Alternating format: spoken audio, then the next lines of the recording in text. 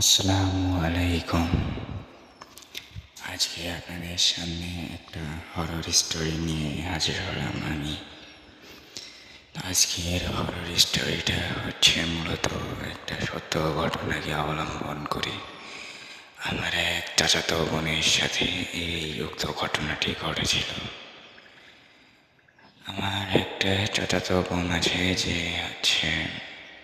যে প্রায় সময়ই অনেক রাত করে বাসা থেকে বের হয়ে তার একটা বান্ধবী, বলা যায় প্রতিবেশী বান্ধবীর বাসায় যেত, একটা বাঁশবাগান অতিক্রম করে। তো সেই বাঁশবাগানের এই ঘটনা আজকে আমি আপনাদেরকে জানাতে চলেছি। উক্ত ঘটনাটি আশা করি আপনাদের কাছে ভালো লাগবে। আশা করি আপনারা বোরিং ফিল করবেন না। তো চলুন শুরু করা যাক সেই বাঁশবাগানের ভুতুড়ে ঘটনা। আমার আমার ওই বোনটা রাত করে, অর্থাৎ মাগরিবের আজানের পরে, এই সময়টাকে অনেক খারাপ সময় বলে গণ্য করা হয়। তো সে ঠিক সেই সময়ই যেত বাঁশবাগান দিয়ে কিছু দূর, 500 মিটার মতো দূরে তার বাসা, তার সেই প্রতিবেশী বান্ধবীর বাসা। তো সে সেই বাসায় যেত এবং সেখানে অনেকক্ষণ যাবৎ থাকতো। প্রায় সে অনেক রাত করে, প্রায় রাত 12টা-1টার দিকে সে বাঁশবাগান হতে তার বাসায় ফিরত। এছাড়াও সেই বাঁশবাগানের সাথে রয়েছে পুকুর। সেই পুকুরেও তার আরও একটা ভয়ঙ্কর ঘটনা, ওই একই দিনে ভয়ঙ্কর ঘটনার সে সম্মুখীন। তো একদিন সে তার বান্ধবীর বাসা থেকে দিয়ে যাচ্ছিল। হঠাৎ সেই সময়ে সে তেমন কোনো পরিবর্তন লক্ষ্য করে না, শুধু এইটুকুই পরিবর্তন লক্ষ্য করে যে কোনো জায়গায় বাতাস না হলেও শুধুমাত্র একটি বাঁশ দুলছে। প্রথমত সে স্বাভাবিকভাবে বিষয়টা নেয়, কিন্তু সে তার প্রতিবেশী বান্ধবীর বাসা থেকে ফেরার সময় দেখতে পায় বাঁশঝাড়ের অবস্থা অনেক গম্ভীর, অনেক ভয়ানক একটা অবস্থা। সেই সময়ে সেই বাঁশঝাড়েতে শোনা যায়, আমাদের গ্রামের লোকমুখে শোনা যায় যে সেই বাঁশঝাড়েতে নাকি অনেক মানুষ এর আগেও অনেক খারাপ কিছু দেখেছে। এছাড়াও সেখানে ছোট ছোট পাখি মারা যেতে দেখা যায়, অস্বাভাবিকভাবে মারা যেতে দেখা যায়। সেদিন ছিল রাত্রি 12:55। হঠাৎ সে বাসায় ফেরার সময় সে লক্ষ্য করে যে তার বাঁশঝাড়ের নিচ দিয়ে আসার সময় দেখে একটা বাঁশ হুট করেই তার সামনে এসে পড়ে এবং সেই বাঁশ আবার কিছুক্ষণ পরে তার নিজের জায়গায় ফিরে যায়। সে প্রথমত ভাবে যে বাতাসের কারণে হয়তো বা এইটা হয়েছে, কিন্তু যখন বাসটা উপরের দিকে আবার উঠে যায় তখন সে বুঝতে পারে যে না, বাতাসের কারণে এটা হয়নি। বাতাসের কারণে হলেও এতটা অস্বাভাবিকভাবে নিচে ঝুঁকত না। ঠিক সেই কারণেই সে তখন ভীত সাব্যস্ত হয়। কিছুক্ষণ পরে চারিদিক থেকে আলোক রশ্মি ছড়াতে শুরু করে। সে এদিকে ওদিকে তাকাতে থাকে, কিন্তু কোনো আলোর উৎস পায় না। সেদিন ছিল মেঘলা দিনে সে ভেবেছিল যে হয়তোবা বিদ্যুৎ চমকাচ্ছে, কিন্তু বিদ্যুৎ তো শুধুমাত্র কিছুক্ষণের জন্যই চমকিয়ে আবার চলে যায় সেই বিদ্যুৎ। কিন্তু সেই আলোক রশ্মি ছিল অস্বাভাবিকভাবে অনেকক্ষণ। সে দিক ওদিক তাকিয়ে দেখে কেউ, কোনো বিদ্যুৎ চমকানোর কোনো আলোক ছটা নেই। সে ভাবে কেউ হয়তো বা রাত্রে, আমাদের এখানে রাত্রে মাছ চুরি হয়, পুকুরের মাছ চুরি হয়। সে ভাবছিল যে হয়তো বা কেউ মাছ চুরি হচ্ছে, এটা ভেবে সে এসে তার সে লাইট মারছে এবং সেটা সে ভাবছে যে হচ্ছে আলোক রশ্মিটা, সেটাই ভাবছিল। কিন্তু তার ধারণা পাল্টে যায় যখন আবার কয়েকটা বাঁশ তার সামনে নুয়ে পড়ে। হঠাৎ করে এভাবে বাঁশ নুয়ে পড়ার কারণে সে ভয় পেয়ে যায়। পূর্বে তো একবার নুয়ে পড়েছিল, কিন্তু এইবার অনেকগুলা বাঁশ একসাথে নুয়ে পড়ে। ফলে সে অত্যন্ত ভীত সাব্যস্ত হয়। সে আন্দাজ করতে পারে যে বাঁশের উপরে কেউ একজন বসে আসে। সে সাদা কাপড় পরিহিত একজন।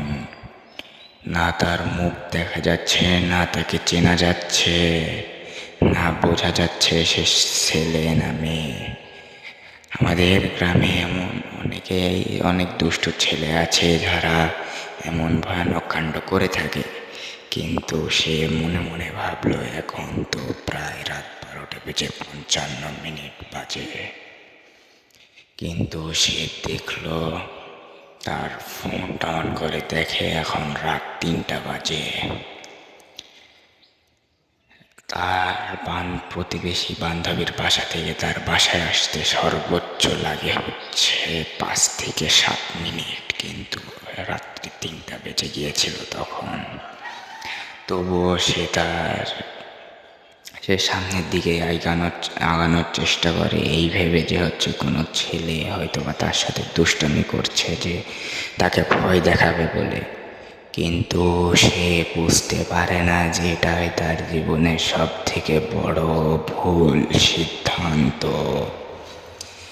সে যখনই সামনের দিকে আগায়, সে দেখতে পায় যে অন্ধকারে কোনো কিছু দেখা না গেলেও সেই অবয়বের চোখ, লাল 2 চোখ দেখা যাচ্ছে, জল জল করছে। হঠাৎ সে অবয়বটি, তার লম্বা দাঁত প্রায় 5 থেকে 7 ইঞ্চি লম্বা দাঁত বের করে তার দিকে তাকিয়ে থাকে। তার হাত পা কোনো কিছুই বোঝা যাচ্ছিল না। সে দেখে ভয়ে সেখান থেকে যে দৌড়ে পালাবে, তার পা নড়ছিল না, সে নড়তেও পারছিল না, দৌড়ানো তো দূরেই থাকলো। সেই অবয়বটি তার দিকে আস্তে আস্তে আগিয়ে আসতে থাকে। সে ভয়ে সেখান থেকে দৌড়াতে চায়, কিন্তু সে সেখান থেকে নড়তেও পারছে না, তার গায়ে একটা ফোঁটাও বল নেই। এমন সময় তার মনে পড়ল যে আমি তো আয়াতুল কুরসি পারি। সে আয়াতুল কুরসি পড়া শুরু করলো। আস্তে আস্তে সেই অবয়বটি তার কাছে আসতে আসতে প্রায় 1 হাত মতো দূরে অবস্থান করে। 1 হাত দূরে অবস্থান করার পরে সেই অবয়বটি তাকে ভয়ঙ্কর শব্দে বলতে থাকে, তুই আমার একদিন ক্ষতি করেছিলি, এই ক্ষতির পূরণ তোকে দিতেই হবে। এই ক্ষতিপূরণ হিসেবে আমি আজকে তোর জীবন নেব। সেই অবয়বটি ভয়ঙ্করভাবে এই কথাটি বলার পরে তার দিকে আরো এগোতে চায়, কিন্তু সে আগাতে পারে না, সে এগোতে পারে না। অবয়বটি সেই বোনটি বুঝতে পারে যে হচ্ছে আয়াতুল কুরসির কারণে তার দিকে আর সে আগিয়ে আসতে পারছে না। এজন্য সে তাকে অনেক কষ্টে সে কথা বলতে পারে, তাকে বলে যে আমি কি ক্ষতি করেছি তোমার। তখন সেই অবয়বটি বলে, একদিন তুই বাঁশঝাড়ের নিচ দিয়ে পিঠা নিয়ে যাচ্ছিলে, আমি তোকে ভয় দেখিয়েছিলাম, অনেকভাবে বুঝিয়েছিলাম যে আমি এখানে আছি, কিন্তু তুই সন্ধ্যার সময় যাওয়ার কারণে তুই ভেবেছিলি যে পাড়ার দুষ্টু ছেলেরা এ কাজ করেছে, কিন্তু তুই তো বুঝতে পারিসনি সেদিন আমার সন্তানেরা ক্ষুধার্ত ছিল। তুই আমাকে একটা পুলি পিঠাও দিসনি। তো আমার সন্তানেরা আজকে অসুস্থ হয়ে বিছানাগত হয়ে আছে, এই জন্য তোর শাস্তি হিসাবে তুই তোর জীবন দিবি আজকে। তখন আমার সেই বোনটি বলে যে আমি তো জাস্ট আমি তো সামান্য পিঠা দিইনি, কিন্তু আজকে আমার জীবন কেন দেয়া লাগবে। সেই অবয়বটি তাকে বলে যে তুই ভুল করেছিস, আমার সন্তানেরা আজকে বড়ই অসুস্থ, বড়ই করুণ অবস্থা তাদের, কারণ আমাদের দুর্বলতা মাত্র এখানে এই পিঠাপুলির উপরে। এটা আমাদের জীবনের ন্যায়। পরবর্তীতে আমার বোনটা বলে যে আমার আম্মা যদি পিঠাপুলি বানায় তাহলে আমি দিয়ে যাব আপনাদেরকে, আপনারা প্লিজ আমার কোনো ক্ষতি করবেন না, আমাকে আপনারা ছেড়ে দিন, আজকের মতো আমাকে যেতে দিন, আমি আগামীকালকে আপনাদের জন্য পিঠাপুলি আনতে নিয়ে আসব। তো সেই কারণে তাদেরকে সেই অবয়বকে অনেকভাবে বোঝানোর পরে সেই অবয়বটা মানতে রাজি হয়। অবয়বটি প্রথমে একটি হলেও পরবর্তীতে আরও অনেকেই চলে আসে, সেই জন্য এখানে তাদের বলে উল্লেখ করা হয়েছে। তারপরে আমার বোনটা মতে বাসায় আসে, পরবর্তী 1 সপ্তাহ সে অসুস্থ তার মধ্য দিয়ে কাটায়। অনেক ডক্টর দেখানো হয়েছিল, কোনো লাভ হয়নি, এমনকি কবিরাজকে দেখানো হয়েছিল। কবিরাজ বলে যে এর সমস্যা আরও কিছুদিন থাকবে, কারণে অত্যন্ত ভয় পেয়েছে। অত্যন্ত ভয় পাওয়ার কারণে সে আরও 1 সপ্তাহ অসুস্থ থাকে। 3 সপ্তাহ পরে সে আবার সুস্থ হয়ে ওঠে এবং এই ঘটনা আমাদের সাথে শেয়ার করে। উল্লেখ্য যে এই 3 সপ্তাহের ভিতরে সে না কারোর সাথে দেখা করেছে, না কারোর দিকে তাকিয়েছে, একটা রুমের মধ্যে বিছানাগতভাবে ছিল, সারাদিন রাত সে ঘুমাতো, সারাদিন রাত সে শুয়ে কাটাতো। আমার সেই বোনের আব্বু আম্মু অর্থাৎ চাচা চাচিরা বলছিল আমাকে যে রাত্রেবেলায় অদ্ভুত চিৎকারের আওয়াজ শোনা যেত এখান থেকে, তার রুম থেকে অদ্ভুত চিৎকারের আওয়াজ ভেসে আসতো।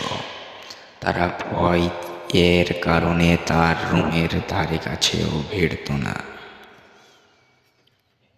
3 সপ্তাহ পরে সে সুস্থ হওয়ার পরে সে আমাদের এই ঘটনা বলে এবং আমি আপনাদেরকে সেই ঘটনা সরাসরি এখানে শোনালাম।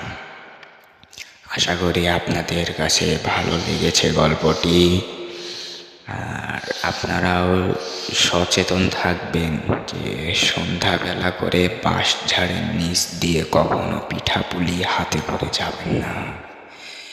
বাঁশঝাড়ে অনেক জিনের বসবাস থাকে, তাই আপনাদের বিশেষভাবে অনুরোধ করছি, সন্ধ্যাবেলা করে আপনারা বাঁশঝাড়ের নিচ দিয়ে যাবেনই না। কোনো পিঠাপুলি তো নিয়ে যাওয়া দূরে থাকলো। আসসালামু আলাইকুম। আল্লাহ হাফেজ। ভালো থাকবেন, সুস্থ থাকবেন। এই বলে আমি আমার আজকের গল্প শেষ করছি।